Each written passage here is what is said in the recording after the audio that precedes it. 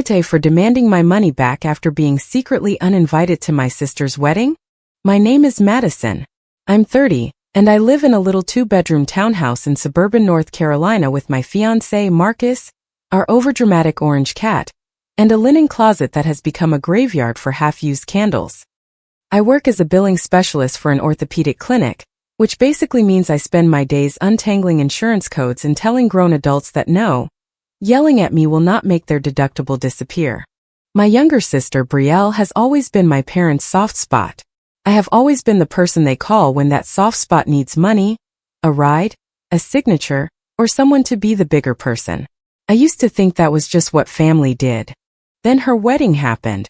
The first sign that my life was about to tilt sideways came on a Tuesday night while I was standing in my kitchen, waiting for boxed mac and cheese to thicken because Marcus had worked late, and I had no energy for anything with more than 3 steps.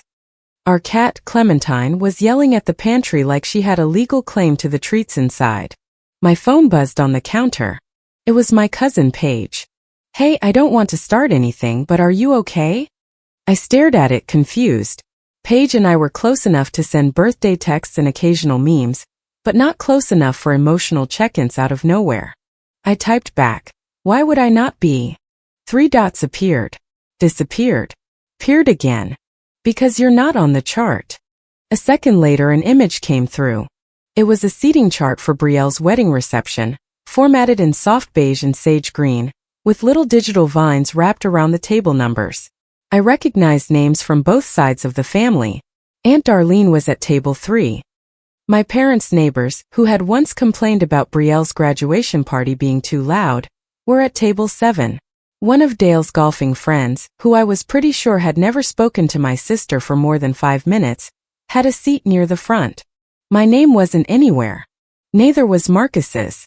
For a second I thought maybe I was looking at an old version, or maybe bridesmaids were listed somewhere else. But I wasn't a bridesmaid anymore either. That was a whole different quiet downgrade that had happened slowly enough for me to convince myself it wasn't personal. I zoomed in until the names blurred. Still nothing. Marcus came into the kitchen with his tie loosened and his sleeves rolled up. "What's wrong?" he asked. I looked at him and tried to say, "Nothing," because that was my default setting with my family, but the word didn't come out. Instead, I handed him the phone. He looked at the screenshot, then at me. "Madison," he said softly. That was all. Just my name.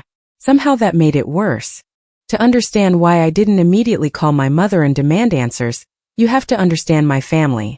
My parents, Gina and Dale, live about 40 minutes away in an older split-level house with a front porch my mom decorates by season.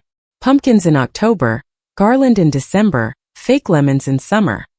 Inside, the dining room table is kept polished and unused unless someone is being guilt-tripped over mashed potatoes. My mom cares deeply about how things look. Facebook posts, matching outfits, smiling photos, captions about "my beautiful girls," even when one of those girls had spent the ride over crying in the passenger seat. My dad cares about quiet. Not peace exactly. Quiet. If my mom was upset, his solution was usually to find the person nearest to her and ask them to make it stop. That person was usually me. Brielle at 27 was the baby, the shiny one. The one whose mistakes were always explained away as stress or youth or having a sensitive heart. When I was 19 and working 2 part-time jobs, my parents told me I needed to start contributing to my car insurance because responsibility built character. When Brielle was 23 and forgot to pay her credit card bill twice, my mom said she was overwhelmed and needed support, not shame. I noticed the difference, but I got good at not naming it. Brielle got engaged the previous fall at a winery outside Asheville. Her fiancé, Ethan, proposed under string lights while a friend filmed it vertically on a phone. The video made my mom cry 3 separate times and turned into a pinned post on Facebook before Brielle had even finished calling relatives. We celebrated the next weekend at a local restaurant. Everyone in our town insists has the best biscuits. It has sticky tables, sweet tea served in jars, and a wait that makes people act like they're doing something noble. Brielle kept holding her hand out under the light so the ring would sparkle. "It's beautiful," I said, because it was. Oval diamond, thin gold band, delicate but noticeable. Brielle beamed. "Ethan picked it himself." "Well, with hints." Mom clasped her hands like she was already standing in a church aisle. My daughter is going to have the most beautiful wedding. Both your daughters are engaged, Marcus said, not unkindly. Mom laughed like he had made a cute joke. Of course, honey. Madison's will be lovely too. But Brielle has always dreamed about this. I looked down at my biscuit and buttered it slowly. Dale was scrolling through venues on his phone with the expression of a man watching his blood pressure climb. Some of these places are charging more than my first truck cost, he muttered. Mom waved him off. We're not doing some sad church basement with folding chairs. My daughter is not getting married like that. Brielle leaned into her. Mom. What? It's true. You only do this once. I almost said, that's the idea, but I kept quiet. At first I stayed out of the planning. I sent Brielle links to affordable bridesmaid dresses, shared a spreadsheet template I had used for my own very slow wedding planning, and offered to help compare vendors. She reacted with hearts and exclamation points but never actually used anything I sent. Mom took over fast.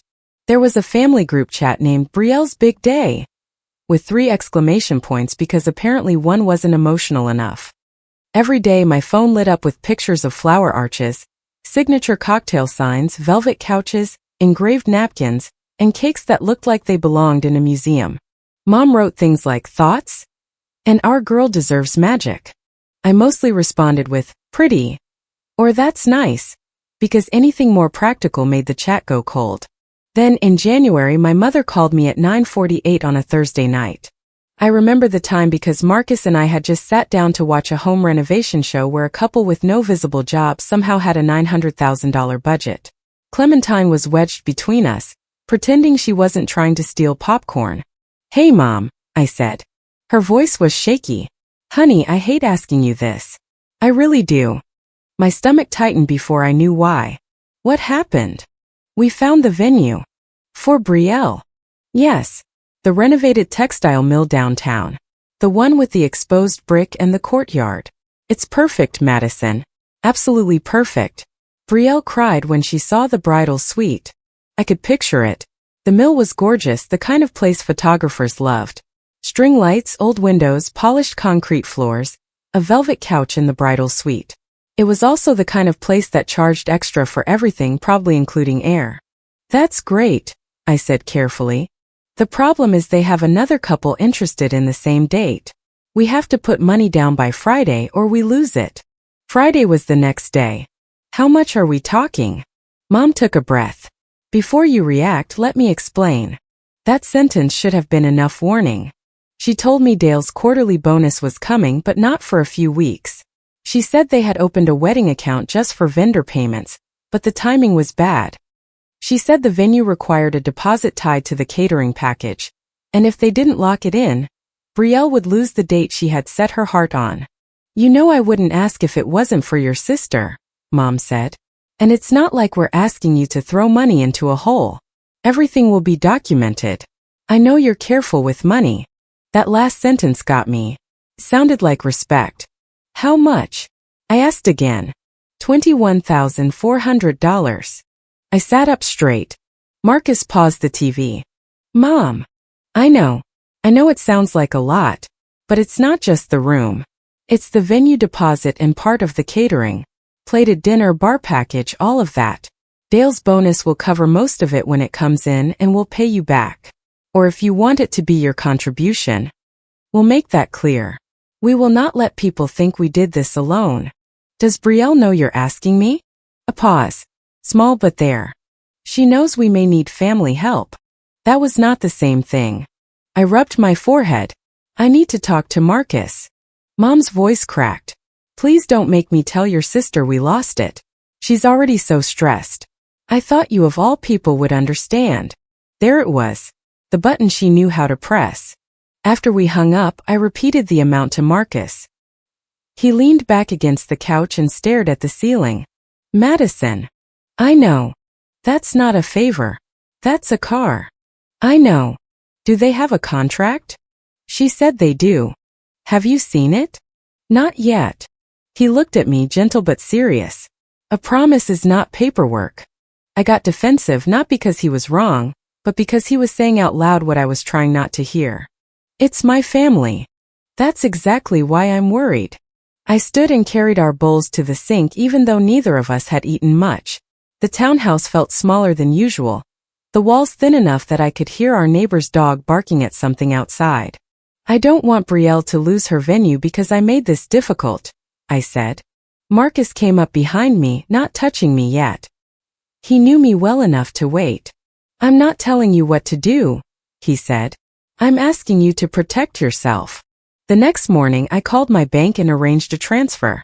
I put the memo as clearly as I could. Brielle venue deposit and catering. When I texted Mom to confirm, she replied with 7 heart emojis and, "You saved the day." I mean that. Brielle texted me 10 minutes later. "Madison, I am literally crying. Mom said we got the mill because of you. I don't even know how to thank you." She sent me a photo of the bridal suite. Velvet couch, gold mirror, exposed brick, a rack where the dress would hang. "I cried when Mom said we got it," she wrote. I stared at the message during my lunch break at the clinic, surrounded by the smell of microwaved soup and burnt coffee from the break room machine.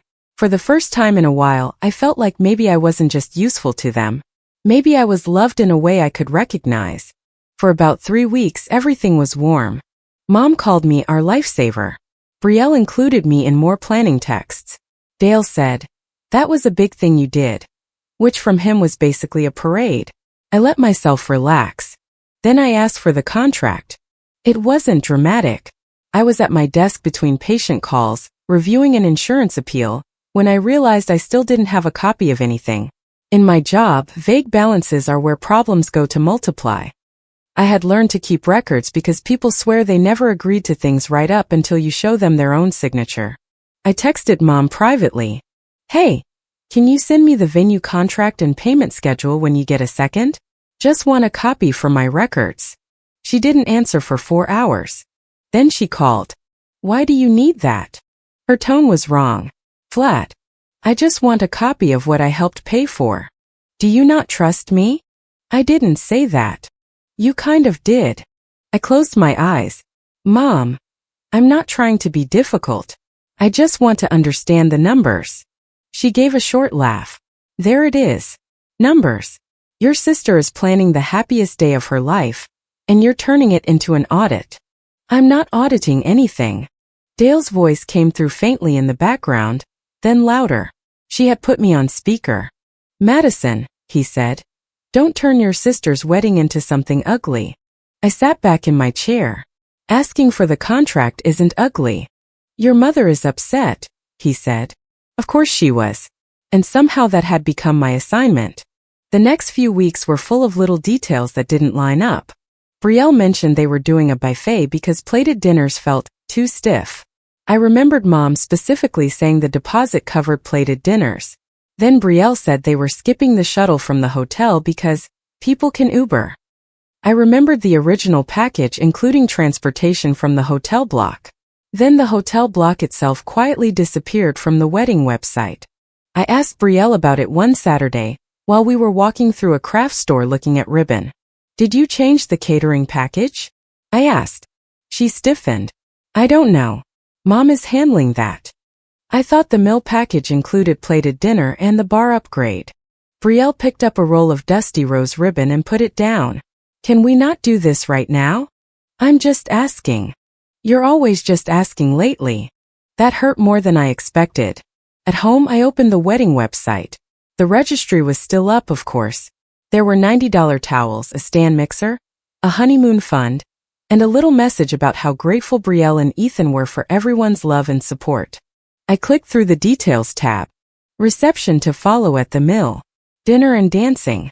No mention of transportation. No mention of hotel block. No mention of anything that matched the number I had sent. So I asked in the group chat, "Can someone send me the updated venue budget or invoice? I want to make sure I understand how my transfer was applied."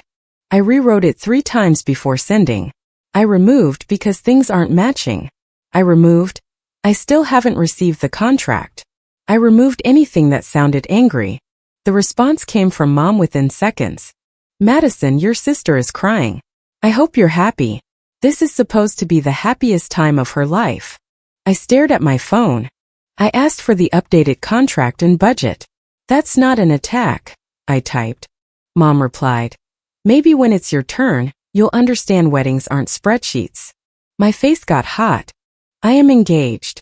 And spreadsheets are how people avoid disasters. Dale wrote, let's not make this bigger than it is. Then privately he texted me, you need to think carefully about whether being right is worth losing your family. I showed Marcus. He read it twice, jaw tight. What do you want to do? He asked. I want to explain it better. He shook his head, not sharply, just sadly. Madison, they understand you. They don't like that you're asking. Still, I tried. I sent Brielle a separate message. I don't care about controlling anything. I just need to know what I paid for. If the plans changed, that's fine. Just tell me. She didn't respond until the next morning. I think it's better if you don't come. I can't have this kind of energy around me on my wedding day. I'm protecting my peace. I read it while sitting in my car outside the clinic, one hand still on the gear shift. For a moment I couldn't breathe properly. Then I typed, this energy paid for the venue. I deleted it. I typed, are you serious? Deleted that too. Finally I sent, understood. Please send me the venue invoice and proof of how my money was applied. She didn't answer. 2 days later, Paige sent me the seating chart. That night, Marcus helped me gather everything. Not in a revenge board way. No red string, no dramatic music. Just me at the kitchen table with my laptop, a cheap printer that jammed every 6 pages, and Clementine sitting directly on the folder like she had been hired by my parents to obstruct the investigation. Marcus made coffee even though it was late. You don't need an explanation from people who already cashed the check, he said, placing the mug beside me. You need documentation. I pulled bank records, screenshots, texts, and emails. The transfer memo. Mom's promise that everything would be documented. Brielle's save the day message. The group chat where I asked for a budget and got accused of attacking everyone. At one point, the printer made a grinding noise and spit out half a page diagonally. I laughed. Came out too sharp. Marcus reached over and unplugged it. UPS store tomorrow? Probably. You okay? No. He nodded. Fair. The truth arrived the next morning by accident. I was in the clinic break room, eating yogurt at a plastic table under fluorescent lights, when an email popped up on my phone from Vanessa, the venue coordinator at the mill. Subject: refund confirmation, Brielle and Ethan wedding package adjustment. I stopped chewing. The email read, Hi Gina, Dale and Madison. I apologize for the confusion. Your email was still listed in the billing notes, so you were copied on the refund confirmation thread. Before we process the mailed refund check, can you please confirm the mailing address below is correct? Then came my parents' home address. Below that, refund amount, $14,800. Reason: package downgrade and cancellation of premium bar upgrade. I read it 3 times. Refund request approved. Refund amount, $14,800. My parents' address. My yogurt sat untouched in front of me until my coworker asked if I was okay. Yeah, I said, even though my hands were cold. Just a family thing. I stepped outside by the employee entrance, where the dumpsters were hidden behind a wooden fence, and called Marcus. He answered on the second ring. Hey. I read the email aloud. There was a pause. Refund for what? He asked. Exactly. Then I called Vanessa. She sounded polished, professional, and slightly concerned. Thank you for calling Hawthorne Mill Events. This is Vanessa. Hi, this is Madison. I was copied on a refund confirmation for Brielle and Ethan's wedding. My payment is referenced in the billing notes, and I need to understand what's happening. A brief silence. Keyboard clicks. I do see your email listed in the notes, she said carefully. I apologize if you were copied unexpectedly. Can you confirm whether the refund is connected to the package originally paid for with my transfer? I can confirm there was an initial payment applied toward the venue and catering package in January, she said. I can also confirm the package was adjusted recently, which resulted in a refund request. Who requested the refund? I can only discuss full account details with the authorized financial contacts. Meaning Gina and Dale. Yes. My throat tightened but my voice stayed calm. Work had trained me well. Vanessa, I understand you have privacy rules. I'm not asking you to violate them. I am asking whether you can pause the refund if there is a dispute about the source of the funds. Another pause. More typing. If you can provide documentation showing you were the source of the initial payment and that there is a dispute, I can escalate it to our accounts manager before the check is released. What do you need? Proof of transfer, any written communication showing the intended use of funds, and a statement of the dispute. I looked out at the parking lot, at a patient arguing with someone on speakerphone beside a pickup truck. I can send that today. Her voice softened by a fraction. I would recommend doing that as soon as possible. So I did. I didn't call my mother. I didn't text Brielle. I didn't give anyone a chance to cry, deflect, or tell me I was ruining something. I sat in my car during lunch and wrote a clean professional email like I was disputing an insurance denial. I attached the bank transfer showing $21,400. The memo, Brielle venue deposit and catering. The text from Mom. Everything will be documented. I know you're careful with money. The screenshot from Brielle saying Mom said they got the mill because of me. The group chat where I asked for the updated budget. I ended with, I am not asking you to take my side. I am asking you not to release funds to someone who did not provide them until the source and authorization are reviewed. Vanessa replied 2 hours later. Madison. Thank you. We have paused processing pending internal review. I sat at my desk and stared at those words until the letters blurred. For the first time in weeks, the ground under me felt solid. That night, I sent one message to my parents and Brielle in the group chat. Not Brielle's big day. I was done letting that cheerful little title frame the conversation. I made a new thread. I need to understand why I was removed from the wedding after funding the venue, and why a refund from that venue is being sent to Mom and Dad. I'm available to discuss this in person on Sunday. Please bring the contracts. Mom responded first. How dare you? Then, you are humiliating this family over money. Then, your sister is beside herself. Dale wrote one sentence. You are tearing this family apart. Brielle didn't respond. Marcus read the messages over my shoulder. You don't have to go alone, he said. I know. Do you want me there? I thought about it. I wanted him there. I wanted him to stand beside me so badly I almost said yes. But I also knew my parents. If Marcus came, they would make him the issue. They would say he was controlling me, poisoning me, turning me against them. They would grab any distraction and run with it. No, I said. But can you be nearby? Absolutely. Sunday came cold and bright, the kind of North Carolina winter day where everyone pretends a light jacket is enough. I drove to my parents' house with a folder on the passenger seat and my phone fully charged.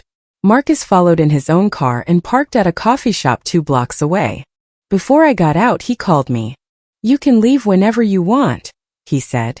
I know. You don't have to earn a seat at a table you helped pay for. I closed my eyes. Thank you. When I walked into my parents' house, I smelled pot roast. That almost broke me.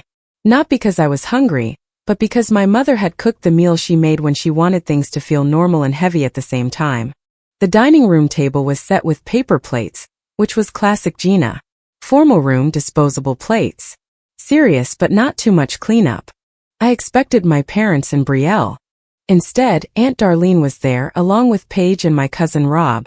They looked uncomfortable in the specific way people look when they've been invited to an ambush but told it was a discussion. Mom stood near the china cabinet with red eyes and a tissue balled in her hand. Oh good, she said, voice trembling.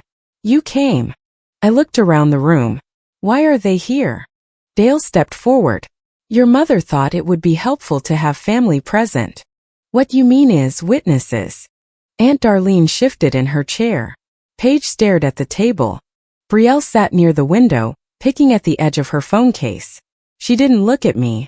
I placed my folder on the table and sat down. Mom started crying before I had even opened it. I don't know who you are anymore, she said. I raised you better than this. Your sister should be choosing centerpieces and writing vows. And instead she's crying every day because you can't stand not being in control. I kept my hands folded. Dale sighed. Madison, let's not make this bigger than it is. The money was a gift. It wasn't presented that way. It was family helping family. It was a transfer for a specific purpose. Mom snapped, you always do this. You make everything cold. Everything has to be documented and calculated. Maybe when you actually have your wedding, you'll understand that people have feelings. I almost over-explained. The words rose automatically. I wanted to say I had feelings too. I wanted to remind her that I was engaged, that I had been planning my own small wedding around everyone else's emergencies, that I wasn't a machine just because I had learned how to stay calm. Instead, I opened the folder. I am not discussing feelings until we discuss the refund. The room went quiet. Brielle finally looked up. Mom's face changed. Just for half a second, the tears stopped working. What refund? Aunt Darlene asked.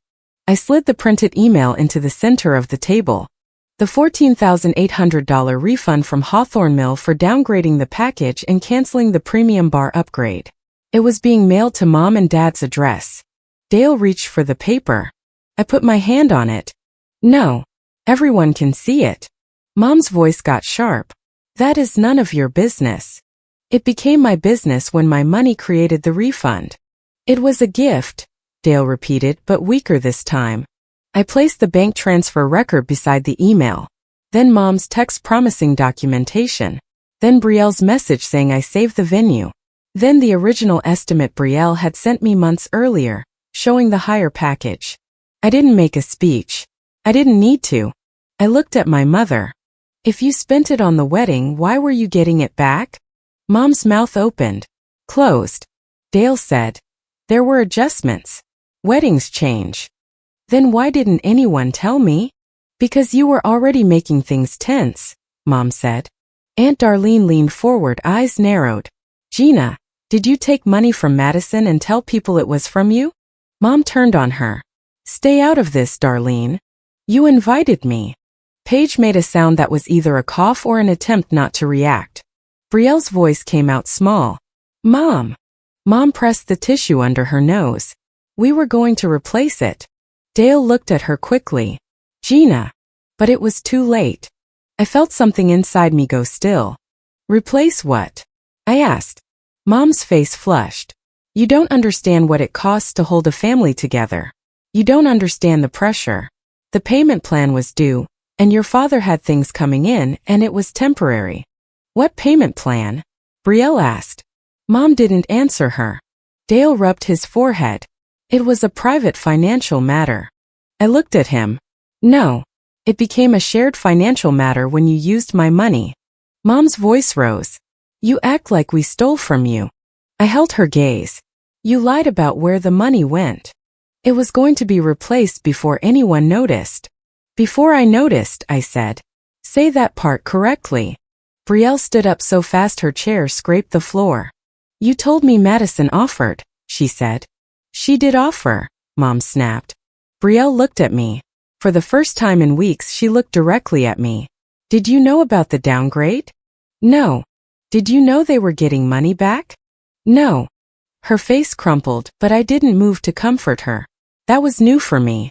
Normally, Brielle's distress pulled me across any room. That day I stayed seated. Aunt Darlene's voice was quiet but firm. Gina, how much of that wedding did Madison pay for? Mom threw the tissue onto the table. Oh please. Everyone acts like Madison is some victim. She has a good job. She has Marcus. She has her townhouse. Brielle needed one thing to be beautiful. I laughed once without humor. I was generous, but I didn't consent to being used. Dale's expression hardened. Watch your tone. That almost worked. The old reflex. The child in me still wanted to make his face soften. But I was 30 years old, sitting at a table with proof. No, I said. I'm done watching my tone while you watch Mom lie. Rob muttered. Okay, this is a lot. Paige whispered. She has receipts. Mom pointed at me. You froze the refund, didn't you? There it was. Brielle turned toward her. You knew. Mom didn't answer. Dale said. We were trying to prevent unnecessary conflict. No, I said. You were trying to prevent accountability. The room had gone airless. The pot roast smell, the seasonal wreath visible through the front window, the paper plate stacked near the mashed potatoes. It all felt absurdly normal for a conversation that was changing my family in real time. I gathered my papers, leaving copies of the refund email and transfer record on the table. The venue has paused the refund while they review the documentation. I will be handling repayment formally from here. Mom scoffed. Formally? Listen to yourself. I am. Brielle wiped her face. Madison, can we just? I looked at her. No. Not today. Her mouth trembled, and for once I let her sit with it. Dale stepped between me and the doorway like he thought a calm posture made him reasonable. Don't leave like this. I am leaving exactly like this.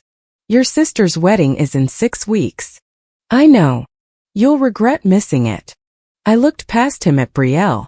I didn't remove myself from the guest list. Mom said, you made it impossible to include you. No, I said. You made it impossible for me to stay quiet. Picked up my purse. I'm done funding events I'm not welcome at. Then I walked out. I did not slam the door. I did not yell from the porch. I got in my car, drove 2 blocks to the coffee shop, parked beside Marcus and cried so hard my chest hurt. He didn't ask what happened right away. He just got into my passenger seat and handed me napkins from the glove box because he is the kind of man who keeps napkins everywhere. After a while I said, they were going to use the refund for a payment plan. He exhaled slowly. I figured it was something like that. I wanted to be wrong. I know.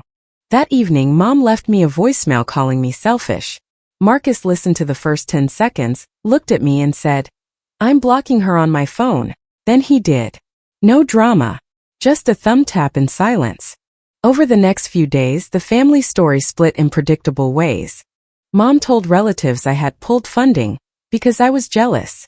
Dale said I had misunderstood a temporary adjustment. A few relatives texted me asking for both sides, which is a fascinating thing people ask for when one side has documents and the other has volume. Aunt Darlene called me 2 days after the meeting. I should have said something years ago, she said. I was sitting on my bedroom floor, sorting laundry I had started only because anxiety needed a task. You said something when it mattered. I let your mother make you the family shock absorber. That made me cry again, but quietly. Aunt Darlene told the relatives who asked her exactly what she had seen. Paige backed her up. Not everyone believed it, or maybe they believed it and didn't want the inconvenience of admitting it. Some people kept saying, I don't want to get involved, while continuing to like my mother's vague Facebook posts about betrayal and prayer. The venue completed its review the next week. Vanessa called me herself. I wanted to let you know our accounts manager has approved reissuing the refund to you, she said. We received written confirmation that your transfer funded the original deposit. Written confirmation, meaning someone had admitted it. I thanked her, then sat on the edge of my bed and stared at the wall. The refund didn't fix everything. It didn't erase the humiliation of being removed from a wedding I had helped secure. It didn't make my parents honest. It didn't give me back the version of Brielle I had been trying to protect in my head. But it stopped the lie from being profitable. I sent my parents a formal demand letter by email and certified mail for the remaining balance. I used plain language, dates, amounts, and copies of everything. No insults. No emotional appeals. Just facts. Marcus read it and said, Billing specialist Madison is terrifying. She itemizes. She sure does. I also changed things I should have changed years earlier. I removed my parents from my emergency contact forms at work and put Marcus and Aunt Darlene instead. I changed passwords for streaming accounts my family had been using since college. I stopped paying for the shared cloud storage plan Mom had somehow turned into a family photo archive and a place to store screenshots of recipes she never cooked. Small things, boring things, but each one felt like taking my house key back from someone who kept walking in without knocking. The wedding still happened. Smaller than planned. The guest list was cut. The premium bar became limited beer and wine. The late-night food truck disappeared from the website. The hotel block never came back. Someone told me the centerpieces were simpler, mostly candles and greenery. I heard the buffet was fine. The night of the wedding, Marcus and I stayed home. We ordered Thai takeout, opened a bottle of grocery store wine, and watched a terrible home renovation show where a couple argued for 20 minutes about tile. I put my phone face down on the coffee table. "You can check if you want," Marcus said. "I don't." I did want to a little. I wanted to see the dress. I wanted to know if Brielle looked happy. I wanted to know if Mom posted a caption about her beautiful daughter and the perfect day, and whether anyone commented, "You must be so proud." But wanting to look and choosing not to look are two different things. Clementine climbed into my lap and kneaded my sweatshirt with dramatic focus. Marcus pointed at the TV. "No way that wall isn't load-bearing." I laughed and it surprised me. A few weeks later, the first repayment installment came through. Not from Mom with an apology, but from Dale's account with the memo, "Repayment." No note. I didn't expect one. 3 months after the wedding, Brielle texted me. "Can we get coffee? Just us. I owe you a real apology." I stared at the message for a long time. Marcus was making breakfast, standing at the stove in sweatpants, flipping eggs with the concentration of someone defusing a small device. "You don't have to," he said when I showed him. "I know. But I wanted to hear what she had to say. Not because I needed it to survive. That was the difference. I was curious, not desperate. We met at a chain coffee shop near my office, the kind with a wobbly table no one fixes and espresso that always smells a little burnt. Brielle was already there, picking at the cardboard sleeve around her cup. She looked thinner, tired, still pretty in that effortless way that used to make strangers nicer to her. "Hi," she said. "Hi." We sat in awkward silence for a few seconds, while someone at the counter argued about oat milk. Brielle took a breath. I knew something was wrong. I didn't help her through it.